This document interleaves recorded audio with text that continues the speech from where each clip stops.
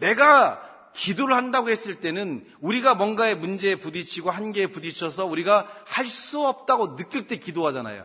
그 기도가 하나님께 선포되는 그 순간에는 뭐가 필요하냐면 바로 믿음이 필요한 거예요. 그때는 우리가 어차피 할 수 없는 존재니까 그냥 믿기로 작정하는 거예요. 믿음은 계산과 따지는 게 아니라 그냥 믿어버리는 거예요. 무식하게 믿어야 돼요, 그냥.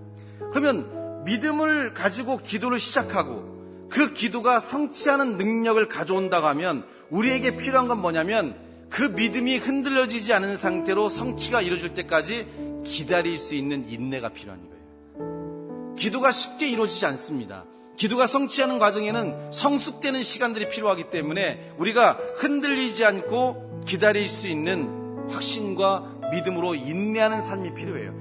이 믿음은 하나님의 역사가 우리 가운데 이루어질 수 있다는 믿음도 필요하지만 하나님께서 우리의 기도에 응답하지 않겠다는 것도 받아들일 수 있는 것도 믿음이에요. 믿음이라는 게 항상 인간 편에서 내가 원하는 대로 되어지는 것에만 믿음 갖지 마시고 하나님께서 막으실 때, 하나님께서 여러분의 삶에 응답하지 않고 그 삶을 다른 방향으로 인도하실 때, 그때도 그걸 믿고 따라가는 게 필요하다는 거죠.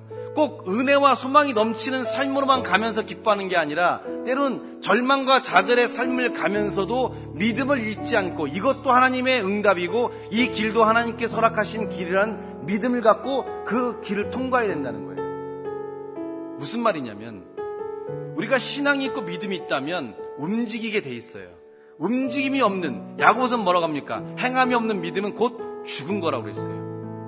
믿음이, 움직임이 있을 때 그 믿음이 살아있는 거고요. 아무리 우리가 하나님을 고백하고 믿음이 있다고 하지만 그 믿음이 우리를 움직이게 해야 되는 것이지 우리를 움직이지 못하게 하면 그 믿음은 죽은 믿음이에요. 그래서 믿음의 기도는 우선 우리가 기도하는 자의 삶이 돼야 되고, 두 번째, 기도하려면 믿음을 가지고 기도해야 되고, 그리고 그 기도가 반드시 성취될 거란 믿음을 갖고 있어야 되고, 성취가 일어나려면 이루어진 순간까지 이 믿음을 잃지 않고 인내하는 게 필요해요. 이 네 가지가 함께 움직여질 때 확고한 믿음의 기도가 되고 그 믿음의 기도가 삶의 놀라운 변화와 살아있는 역사들을 이루어낼 수 있다는 겁니다.